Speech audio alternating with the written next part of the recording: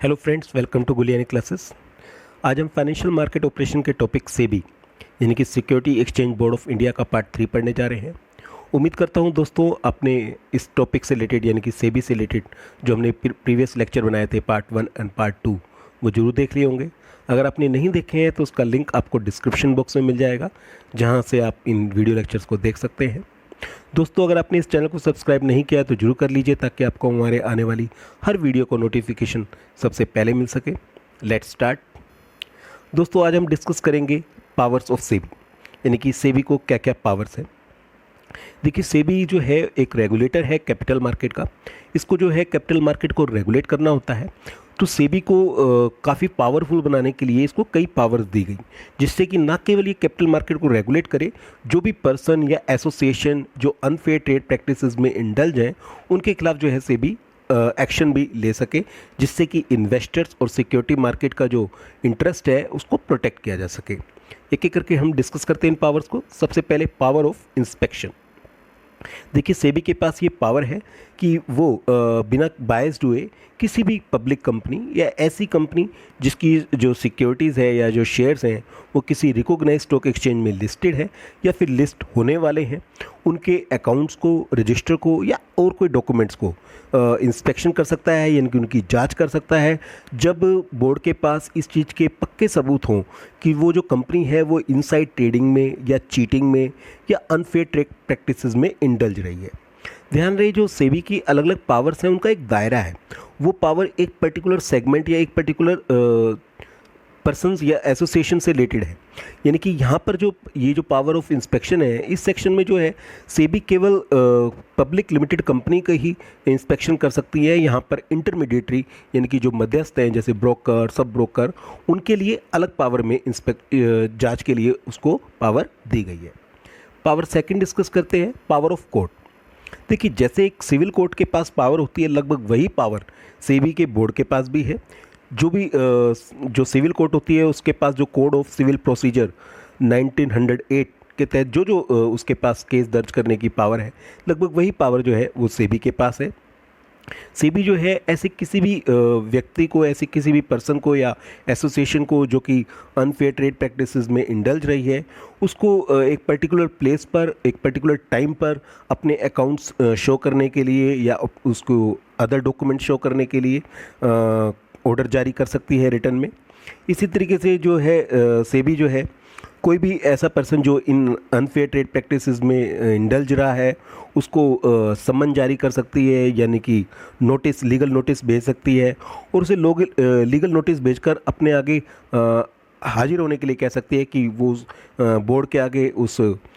Appear हो, और यहाँ तक कि वो उसको ओथ दिलाकर यानी कि शपथ दिलाकर उसका जो स्टेटमेंट है उसको रिकॉर्ड कर सकती है। तो ये पावर जो है वो सेबी के पास दी हुई है। इसके अलावा जो सेबी है वो क्या कर सकती है, एक कमेटी या कमीशन बना सकती है, और वो कमेटी या कमीशन क्या करेगा, वो जो है जितने भी विटनेस हैं या जो भी डॉक्यूमेंट्स हैं उनकी जांच पड़ताल करेगा, उनकी छानबीन करेगा कि वो सही हैं, वो सही रूप में प्रस्तुत किए गए हैं। तो ये सारी पावर जो है under the powers of court SEBI को दी गई है। जहाँ तक आता है थर्ड पावर आता है powers in the interest of security market.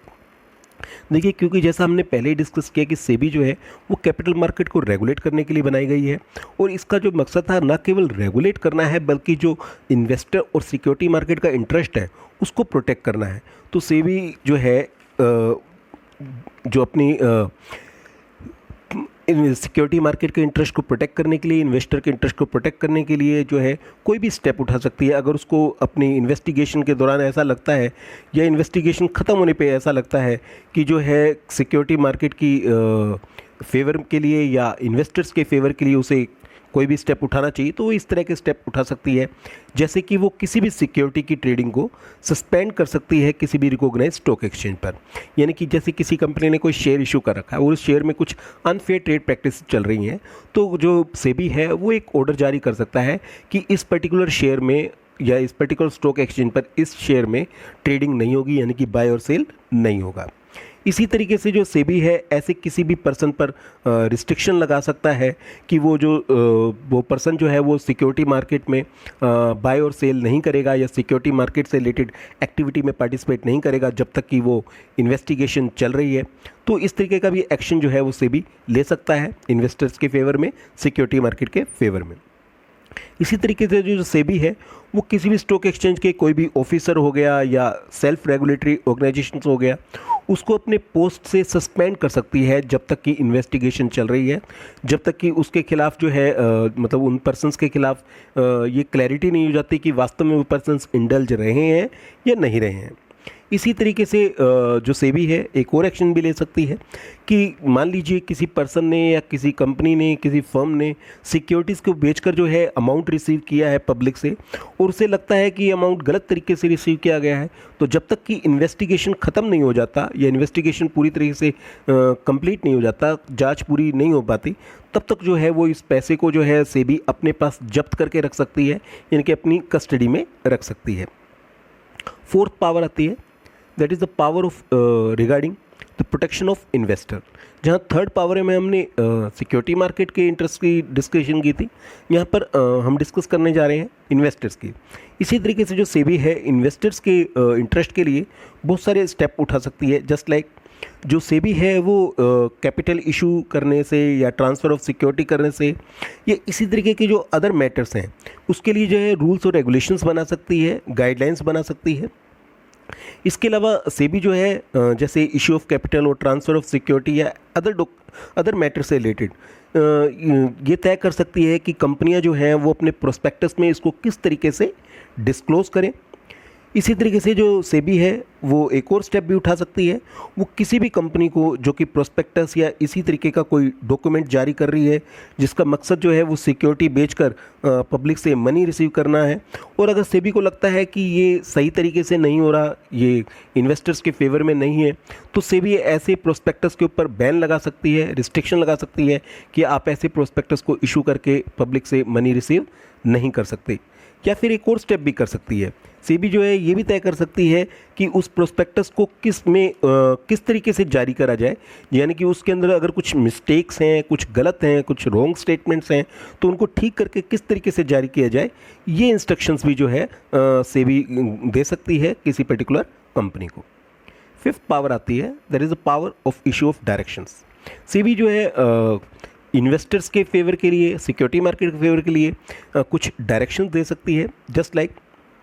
Board को अगर लगता है कि इन्वेस्टर के फेवर के लिए, सिक्योरिटी मार्केट के डेवलपमेंट के लिए कुछ इंस्ट्रक्शन जारी करने हैं, तो वो ऐसे इंस्ट्रक्शन जो है टाइम टू टाइम मीडिएटर्स, इंटरमीडिएटर्स के लिए या कंपनीज़ के लिए जारी कर सकती है। अगर बोर्ड को ये लगता है कि कोई भी मीडिएटर जो है या कोई भी ऐसा पर्सन जो है वो ऐसी एक्टिविटी में इंडल्ज है जो एक्टिविटी इन्वेस्टर्स के लिए या सिक्योरिटी मार्केट के लिए काफ़ी हार्मफुल है, नुकसानदेह है और अल्टीमेटली इन्वेस्टर्स को नुकसान पहुंचाएंगी, सिक्योरिटी मार्केट को नुकसान पहुंचाएंगी,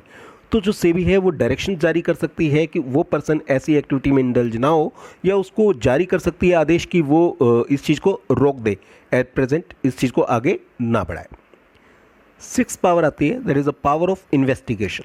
जहाँ पावर नंबर 1 थी वो पावर ऑफ इंस्पेक्शन थी, एक नॉर्मल जांच पड़ताल थी। यह है पावर ऑफ इन्वेस्टिगेशन। जब किसी इंटरमीडिएटरीज के खिलाफ या किसी कंपनी के खिलाफ बहुत ज़्यादा कंप्लेंट्स आती हैं, तो जो सेबी है वो एक डीप इन्वेस्टिगेशन करती है, इसके लिए एक अलग से इन्वेस्टिगेशन अथॉरिटी बनाती है। तो सेबी जो है उसके पास ये प्रॉपर पावर है कि वो इन्वेस्टिगेशन कर सकती है। अगर सिक्योरिटी मार्केट में कोई भी ट्रांजैक्शन जो है वो इस प्रकार से की गई है जो कि इन्वेस्टर या सिक्योरिटी मार्केट को हार्म कर सकती है, नुकसान पहुंचा सकती है, तो इस केस में जो है सेबी इन्वेस्टिगेशन चालू कर सकती है। या फिर कोई भी ऐसा मीडिएटर या ऐसा कोई पर्सन जो सिक्योरिटी मार्केट से रिलेटेड है और वो जो सेबी द्वारा बनाए गए जो भी रूल्स और रेगुलेशंस हैं, जो भी प्रोविजंस हैं, उनको फॉलो नहीं कर रहा है या उसका एक तरीके से वायलेट कर रहा है, उसका उल्लंघन कर रहा है, तो नेचुरल बात है सेबी जो है वो इन्वेस्टिगेशन के लिए रिटर्न में ऑर्डर जारी कर सकती है। ऐसे केस में जो है हर एक जो भी इन्वेस्टिगेशन अथॉरिटी है उसको जो भी चीज़ें चाहिए, इसके लिए ज़रूरी हो जाता है कि जो भी कंपनी के मैनेजर हैं या ऑफिसर हैं या कंपनी के अदर एम्प्लॉयज़ हैं या कोई भी इंटरमीडिएटरी है, उसकी ये ड्यूटी है कि जो बोर्ड द्वारा बनाया गया इन्वेस्टिगेशन अथॉरिटी है, वो इन्वेस्टिगेशन अथॉरिटी जो जो डॉक्यूमेंट्स मांगती है उन डॉक्यूमेंट्स को जो है प्रॉपर वे में उस इन्वेस्टिगेशन अथॉरिटी के सामने पेश किया जाए। कई बार क्या होता है कि इन्वेस्टिगेशन अथॉरिटी को जो है वो भी एक आदेश जारी कर सकती है किसी भी मीडिएटर को या सिक्योरिटी मार्केट से रिलेटेड किसी पर्सन को कि उसे जो इन्फॉर्मेशन चाहिए वो उस रूप में नहीं चाहिए जो नॉर्मल होता है, उसे अपनी ज़रूरत के मुताबिक किसी अलग फॉर्मेट में, किसी अलग प्रिस्क्राइब फॉर्म में उसको चाहिए, तो वो इस इन्फॉर्मेशन को जारी करने के लिए आदेश जारी कर सकती है। इसके अलावा इन्वेस्टिगेटिंग अथॉरिटी अगर चाहे तो इन डॉक्यूमेंट्स को अपने पास 6 महीने तक जो है अपने पास कस्टडी में रख सकती है ताकि उसका इंस्पेक्शन किया जा सके। ऐसा तब होता है जब इन्वेस्टिगेशन अथॉरिटी को लगता है कि इन डॉक्यूमेंट्स के साथ वियर टियर किया जा सकता है, इनको डिस्ट्रॉय किया जा सकता है, नुकसान पहुंचाया जा सकता है, तो इन्वेस्टिगेटिंग जो अथॉरिटी है वो इन डॉक्यूमेंट्स को, इन बुक्स को अपने पास 6 महीने तक अपनी कस्टडी में रख सकती है।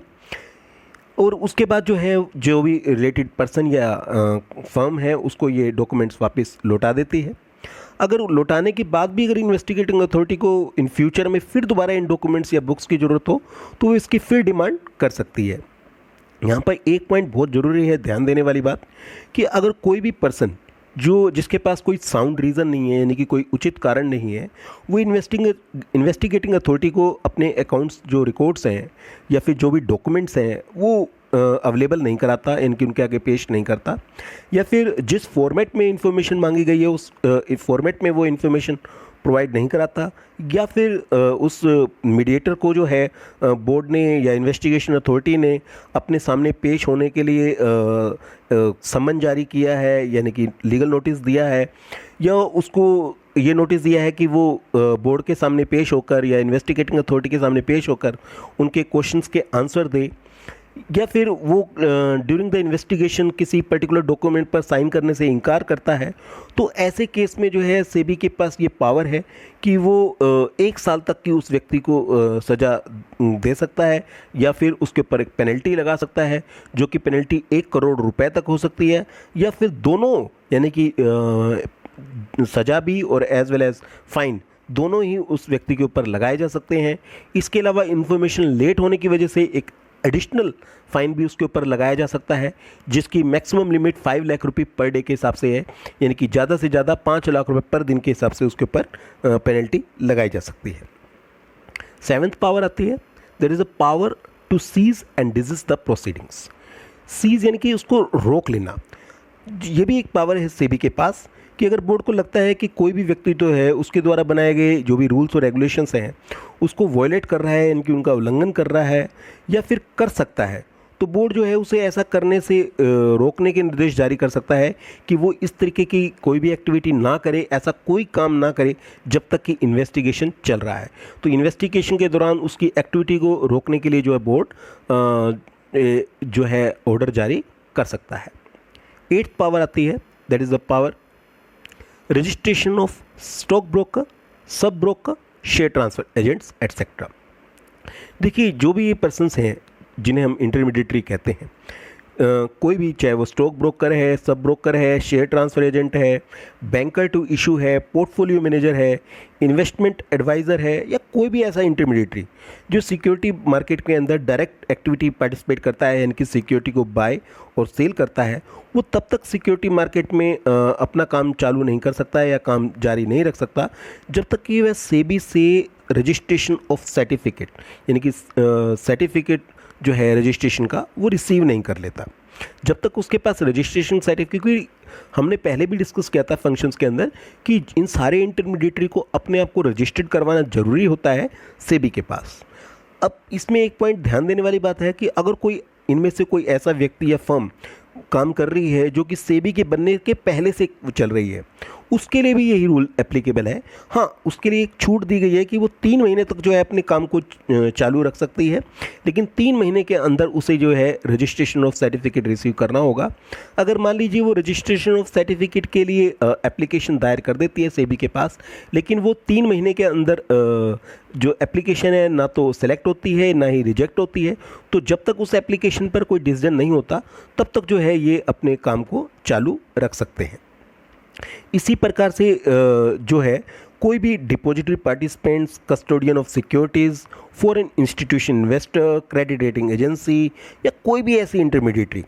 जो कि डायरेक्टली नहीं इनडायरेक्टली पार्टिसिपेट्स करते हैं कैपिटल मार्केट के अंदर, उनके लिए भी वही रूल एप्लीकेबल है कि वो तब तक अपने काम को नहीं कर सकते जब तक कि वो रजिस्ट्रेशन ऑफ सर्टिफिकेट जो है सेबी से रिसीव नहीं कर लेते। उनके लिए भी वही रूल है कि अगर वो पहले से कार्यरत हैं सेबी के बनने से पहले तो वो 3 महीने तक काम जारी रख सकते हैं और 3 महीने के अंदर जो है उनको रजिस्ट्रेशन ऑफ सर्टिफिकेट रिसीव करना पड़ेगा। इन केस अगर 3 महीने के अंदर जो है उनकी जो एप्लीकेशन है वो मंजूर या नामंजूर नहीं होती, तो जब तक उस एप्लीकेशन पे डिसीजन नहीं होता तब तक वो कार्य जारी रख सकते हैं।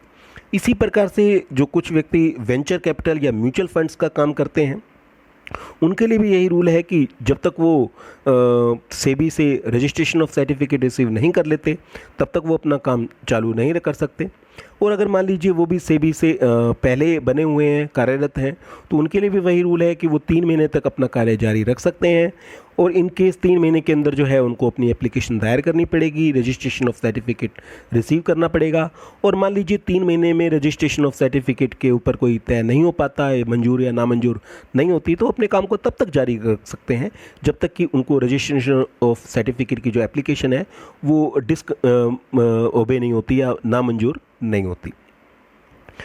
एक बात जरूर ध्यान रखने वाली बात है कि रजिस्ट्रेशन के लिए जो भी एप्लीकेशन दी जाएंगी वो सेबी द्वारा दिए गए प्रिस्क्राइब फॉर्मेट में दी जाएंगी और उनके साथ रजिस्ट्रेशन फीस भी जमा करवानी पड़ेगी।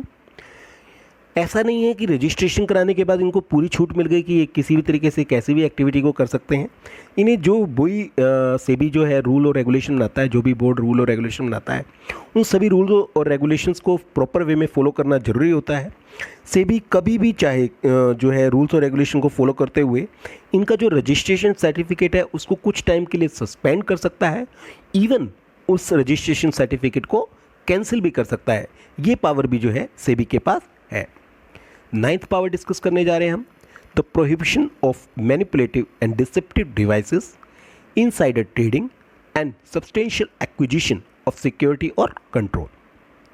ध्यान रहे ये 3 पार्ट में टॉपिक है, एक एक करके हम डिस्कस करते हैं। सबसे पहला है prohibition of manipulative and deceptive devices. देखिए कोई भी व्यक्ति या फर्म या कोई भी ऐसा इंटरमीडिएटरी ऐसे किसी भी डिवाइस या उपकरण का प्रयोग नहीं करेगा जो कि सिक्योरिटी मार्केट के बाय और सेल से संबंधित है और उसका प्रयोग करने का जो उद्देश्य क्या है वो है चीट करना, गलत इन्फॉर्मेशन देना, धोखा देना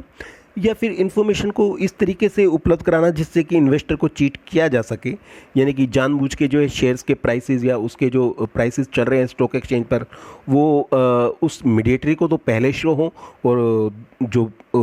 इन्वेस्टर्स हैं उनको थोड़ा डिले में शो हो या कोई इन्फॉर्मेशन उनके पास पहले आए। तो इस तरीके का काम अगर वो करता है तो उसको रोकने का पूरा राइट है सेबी के पास।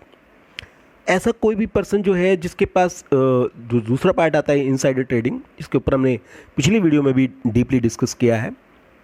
कि ऐसा कोई भी पर्सन जो कि कंपनी के बोर्ड में है, कंपनी के किसी हायर पोजीशन पर स्टैंड करता है और उसके पास कोई ऐसी इन्फॉर्मेशन है जो इन्फॉर्मेशन पब्लिक के पास नहीं है और वो उस इन्फॉर्मेशन का मिसयूज़ करता है, यानी कि उस इन्फॉर्मेशन के बेस पर सिक्योरिटी मार्केट में स्टॉक बाय या सेल करता है जिससे कि उसको अनड्यू एडवांटेज मिले, एक अननेसेसरी फ़ायदा मिले। तो इस तरीके के अगर किसी एक्टिविटी में कोई पर्सन इंडल्ज होता है तो उसको रोकने का पूरा राइट है सेबी के पास। तो सेबी ऐसे इनसाइडर ट्रेडिंग को करने से मना कर सकता है। थर्ड पार्ट आता है सब्सटेंशियल एक्विजिशन ऑफ सिक्योरिटी और कंट्रोल। अगर मान लीजिए कोई भी पर्सन या कंपनी किसी दूसरी कंपनी के स्टॉक्स में बाय करती है और एक लार्ज क्वांटिटी में बाय करती है। तो इसके कुछ सेबी ने रूल्स और रेगुलेशन बना रखे हैं कि एक टाइम में आप कितने शेयर्स बाय कर सकते हैं, किस लिमिट तक बाय कर सकते हैं, और अगर उस लिमिट में बाय करते हैं तो आपको क्या क्या प्रोसीजर अपनाने पड़ेंगे, उसके लिए क्या क्या वे आपको अपनाने पड़ेंगे उन शेयर्स को एक्वायर करने के लिए, कंट्रोल को एक्वायर करने के लिए।